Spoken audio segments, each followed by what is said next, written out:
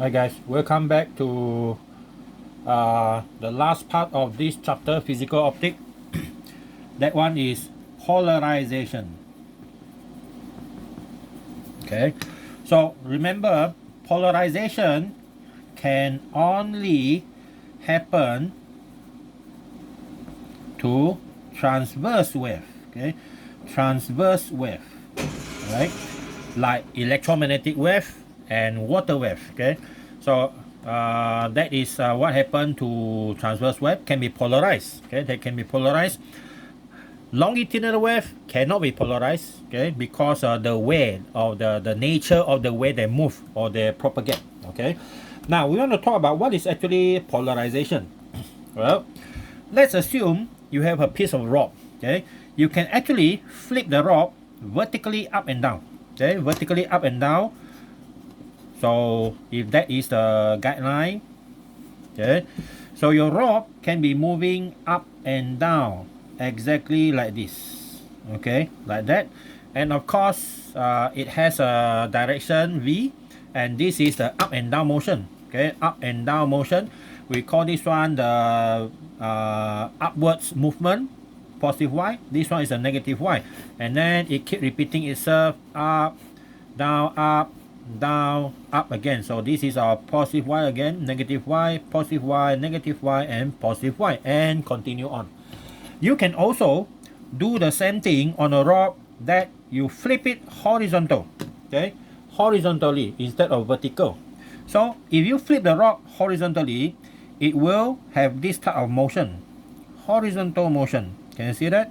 Okay, so horizontal motion, one is to the left, right, left, right, left, right, left, right. And of course, you can do the flipping of the rod at any direction that you want. There are 360 degree multiplied by 60 minutes for each degree and 60 seconds for each minute. So there are actually unlimited number of how wave can be moving. Okay, so what happens if you put a slit? Okay, a slit that is made of something like this. Okay, a slit like that, and the slit has a size that big. Okay, of course it must allow the rod to pass through lah. So in this case, the rod actually, the wave can actually pass through the slit and keep on vibrating up and down. Okay, keep on vibrating up and down because the slit is vertical. It's the same when you are moving the rod up and down. You put the slit vertical, of course the wave can pass through because they have enough space for the wave to pass through. And then if you put the same slit under the horizontal movement of the rod, what happens next is the wave will stop at the slit and then no more amplitude.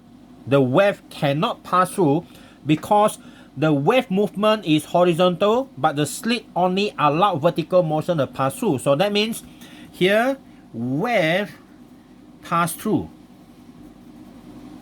This one no wave out. Okay, no wave out. So that means if this one can apply to rods, physical rod, that means we can apply the same thing on electromagnetic wave, like our visible light. Okay, visible light, even to ultraviolet. Okay, even to ultraviolet. So that is a process of polarization. So that means this polarization here totally stop the light, totally stop the wave from passing through. This one can allow the wave to pass through, and we can call this one is this condition here is what we call plane polarized. Okay, or linearly polarized, or normally we call it plane polarized. All right, now what is this thing actually called? We call this thing the material used to polarize the wave is called polarizer. Okay, polarizer. So polarizer, okay, of course physical polarizer like this, you have to make the slit to allow wave to pass through. In actual optical polarizer, we normally have polarizer made of long chains of molecule. The molecule are lined up vertically as close as possible. Okay, so if all these molecules are lined up like this, okay, so we call this here, this line here is this line which is parallel to all the molecular arrangement. This line is called the axis of polarization, okay, or the axis of polarizer. Okay, this thing is called the polarizer. Okay, polarizer, whether you use Z or use S makes no difference. One is American, one is British. Okay, you try to find out one for Malaysia, maybe polarimer. Okay, we don't know. This I use Z. Okay, I use Z because anything with Z sound more powerful. Okay, polarizer. So these are long chains of molecule. Okay, long chain of molecule. So a lot of them, they line up. Okay, they line up. So that is the structure of a polarizer. Okay, that's a structure of a polarizer. So that means if you have wave that actually move like that, parallel, okay, parallel with the polarizer, the wave can pass through. If your wave is vibrating perpendicular to the direction of the axis, no wave can pass through. But if you have wave making at a certain angle, that means the wave partially can pass through. This is how we look at it. Now assume you are a wave. Okay, you are wave. You are moving into the polarizer. So we have three conditions here. Okay, we have three conditions. Number one, let's assume your polarizer are vertical. Okay, the polarizer are vertical. Okay, so these are all the axes of the polarizer material. Okay, and wave, we know that the one that can be affected by the arrangement of these long chains of molecules are their electric field. Light wave actually consists of two fields. One is electric, one is magnetic. So polarization affect the electric field, not the magnetic field. So we assume that our light actually moving up and down like this. Okay, so you can imagine that there are two vector like this. Okay, one up, one down. Okay, two, one up and one down. So this is a positive electric field, negative electric field. They are simply pointing in the opposite direction. Okay, opposite direction. So that means they're changing very fast the direction. So this is the positive Y is a positive electric field, negative Y is a negative electric field, simply pointing in the opposite direction. So that means you have up, down, up, down, up, down all the time. Alright, so that is our electric field. Now we assume that, okay, we are the electric field. Now imagine if you have this electric field exactly parallel like this. Okay, the one that enter is like that. Okay, this is the one that enter. So that means your wave, okay, this is the motion of your wave enter. So the one come out must be exactly the same. Okay, so the one come out, okay, enter, and the one come out. If the amplitude of your wave is A here, before is A naught, the one come out A1 must equal to your A naught. No changes in your amplitude. Okay, no changes in the amplitude. And then if your wave, okay, again we need to draw the polarizer to show it clearly to you.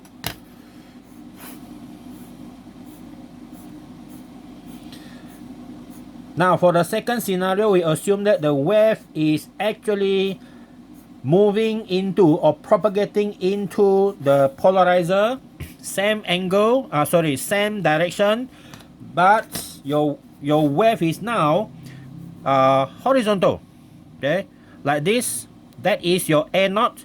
By the time it come out from there, okay, your A1 is equal to 0. Because your electric field here, okay, this electric field cannot pass through vertically polarized material. Okay, the axis is vertical, all vertical here. Okay, so if your vector of electric field is parallel with the axis, then everything go through. If your vector is perpendicular to the axis, then nothing come out from the other side of the polarizer. Now let's assume there is a third condition. The third condition is it is making at a certain angle. Okay, it's making a certain angle. So this is our polarizer axis, same like before, condition number 1 and 2. Wasting my pencil. Okay, now same thing, except now your electric field is at a certain angle. Okay, the electric field is at a certain angle like this. Okay, that is your electric field. Now this is the axis of the polarizer, and your angle here, okay, this is the axis of the polarizer. So this is your angle. Okay, this is the angle of your electric field with the axis of the polarizer. Okay, so this is the axis. So the axes are all the same here. These are the axes which are the same. So axis of the polarizer, axis of the polarizer. Now the question is, how much of the electric field will come out? Okay, this one have an amplitude of A0. We want to know what is the A1, and of course we want to know how much is the electric field that come out. Okay, from here the original electric field can be E0. So E0 here come out is E1. So we want to know these two, but we know that the intensity of the electric field that come out from here, okay, is going to be the amplitude square. Okay, the amplitude square. Okay, so we're going to take the component here. So now we look at, this is the axis of the polarizer. Axis of polarizer.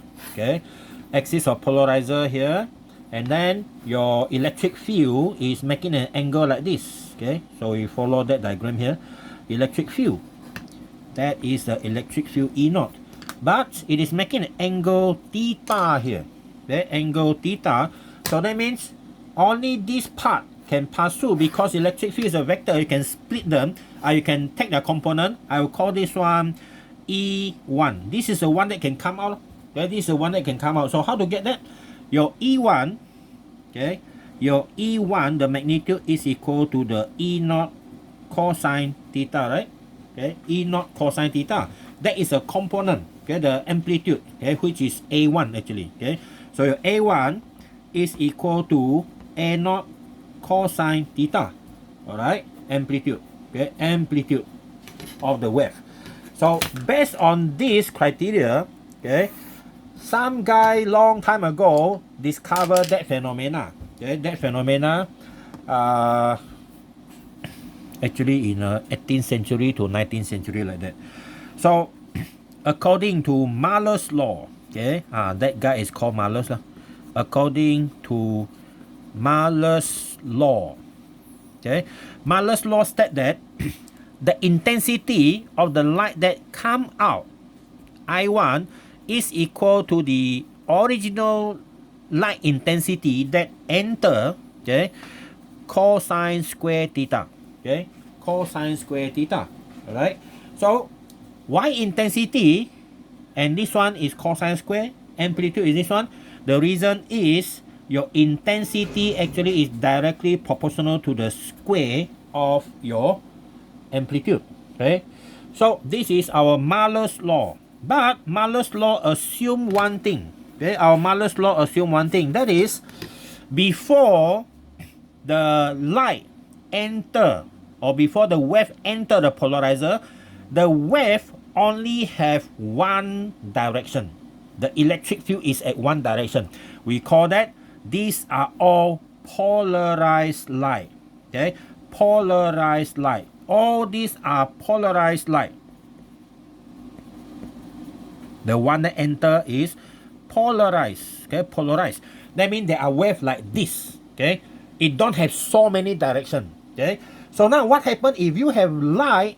Okay, you have light that is not polarized. For example, okay, for example, okay, incandescent light. Okay, incandescent light. You know incandescent light?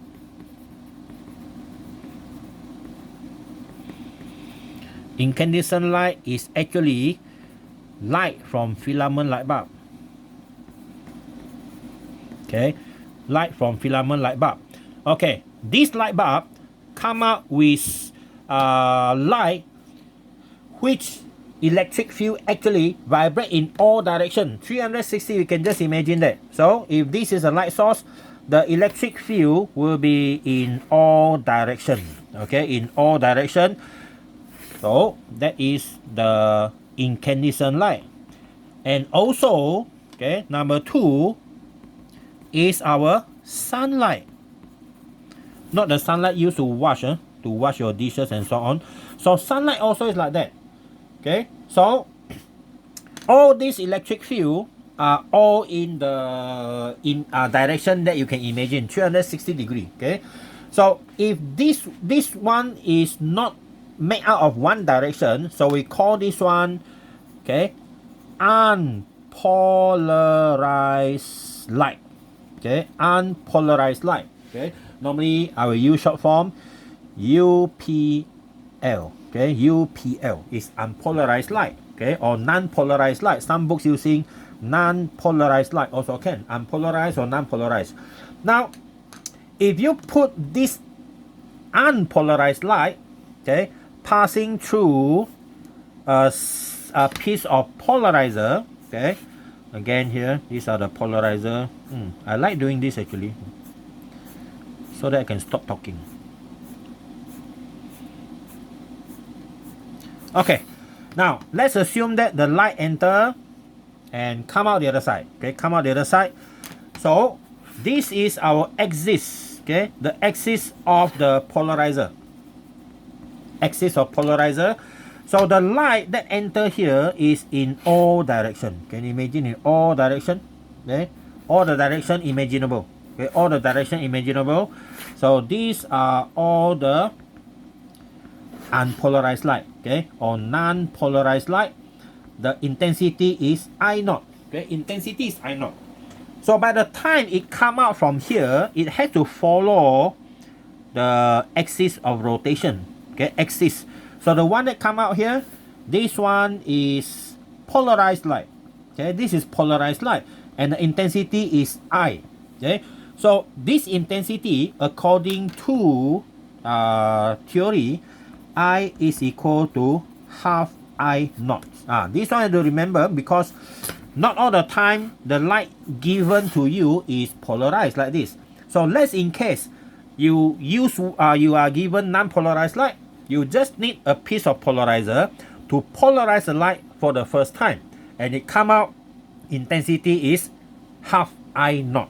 Okay, whatever non-polarized light you have, after it pass through one piece of polarizer, the outcome is it will produce half of the intensity here. Okay, so that is half I0. All right, now let's imagine, okay, this is our page number 5 already. Continue from the previous topic. So according to Mahler's law, if we have two pieces of polarizer, okay, two pieces of polarizer, okay, first one is our first one. Okay, we assume light is going to enter here, okay, and then come out here, enter a second piece of polarizer. Okay, a second piece of polarizer. Okay.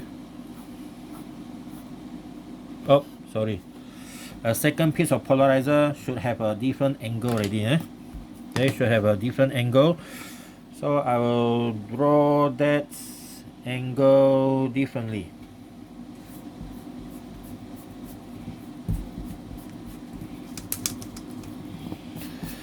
Okay, so I draw this one first. This is a first polarizer. First piece of polarizer is called polarizer, of course. Okay. So our light here is non-polarized. So we draw this one in all directions. Okay, so next time when you see this type of diagram, you know that there is non-polarized light. Non-polarized light. And then this is the axis of the rotation. of the polarizer. So the first one is polarizer. Okay. Now the light after pass through, it will be polarized to this direction only. Okay. It will be polarized to only this direction, vertical according to the axis. And then I'm going to put this second piece of polarizer at a certain angle. Okay, at a certain angle like this. And now instead of vertical, this polarizer, the second piece of polarizer, is going to make a different angle. Okay. Okay, so now the axis of rotation is here. The new axis for the second piece of polarizer. So second piece of polarizer is called the analyzer. Okay, analyzer. All right. So if you look at this direction, first thing is the wave that enter. Okay, the wave that is already been polarized enter the second piece here. So I'm gonna have this. Okay, if you look at this axis here, darker color I use. So the angle here now between them is called theta. Okay, the angle between them is called theta. So when your second piece of polarizer or the analyzer is rotated at a certain angle, the light, okay, the light that come out from the second polarizer, this one, okay, is going to be at a certain angle. So it should follow this one the same. Okay, it will follow this one. So the light coming out here, the component will be like this. So now, if we assume the intensity here is I0, this one will become I1, this one will become I2. So we know that our I1 is equal to half I0. See or not? I1 is equal to half I0. Because half of it is being blocked. And now the one that come out here according to Malus law is like this. Square of your cosine. This is Malus law. Okay, according to Malus law. But since we know I1 is equal to half I0, so finally our I2 is equal to half I0 cosine square theta. Okay, but this one is not Malus law. Malus law does not talk about the original I0. Malus law is only used when the light enter that piece of polarizer is already polarized. That means from here to here you can use polarized Malus law, but not from this one directly here. Okay, it's wrong. So this one is not Malus law, but this is an extension, modification of Malus law. Malus law is talking about polarized to polarized. All right. So that means you see, if I make the theta become 90 degree, so you know that theta cosine 90 is equal to 0. So that means no light will come out. Okay, no light will come out. So that means if you have a piece, two pieces of polarizer, you put them parallel, of course light can pass through 100%, but if you turn them 90 degree, no light can pass through. All right. So that is one good way in actually blocking light, unwanted light. For example, ultraviolet light, to stop the ultraviolet light from reaching your eyes. Okay, so a good sunglasses actually is based on this concept. Okay, based on this concept that will actually block all the ultraviolet light A, B, and C from harming your actually hurting your eyes. Okay, from hurting your eyes. All right, so this type of polarization is what we call plane polarization. This is number A. Okay, plane polarization. Okay, plane polarization, that means it happen in one plane only. Okay, but there is a second type of polarization which we will call it surface polarization. So the next type of polarization is called the surface or polarization by reflection. Okay, the second one is B, polarization by reflection. Okay, by reflection. So that means we have a second type of polarization between two material. from air to water surface or from any material to another material. It's just a refraction.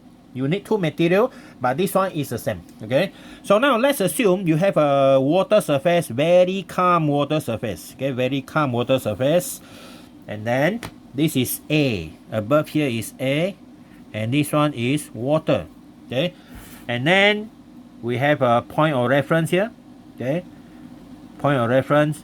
Now we have light ray. Okay, we have light ray. Let's assume the light ray enter at a certain angle here. Okay, light ray enter like this at this angle theta. Okay, at this angle theta. And of course we know that when light ray hit a surface, interface between a medium with another medium, it will involve in two process. Okay, it will involve in two process. One is reflection. Okay, and one is reflection. Alright. Another one is of course diffraction. Okay, another one is of course diffraction, like this. Okay, diffraction. The angle will be much smaller. So we call this one theta r refraction, and this one is the same angle here because of reflection. So this one is the reflected ray, and this one is the refracted ray. Okay, refracted ray. Oh, what's the difference between the one here and here? Well, we have to assume two type electric field. Okay, one is electric field moving up and down like this. Okay, up and down like that. So more or less like this. Okay, so I draw another one just to show that one in a more wavy condition. Okay, so let's assume the first one like this. Okay, and then get reflected. Okay, and some get refracted. Okay, some get refracted. So now this wave here, we only look at two important vibration of the wave. One is like this. Okay, and then another one, of course, we cannot see, is actually vibrating out in.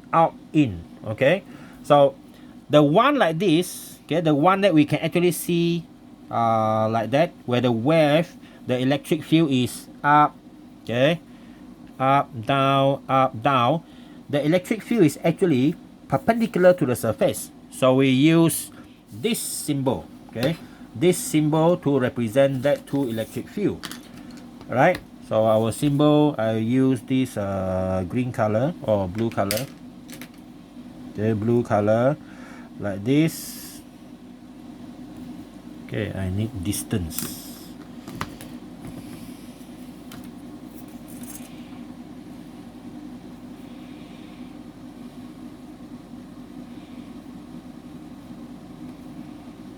Okay, they are all the same length.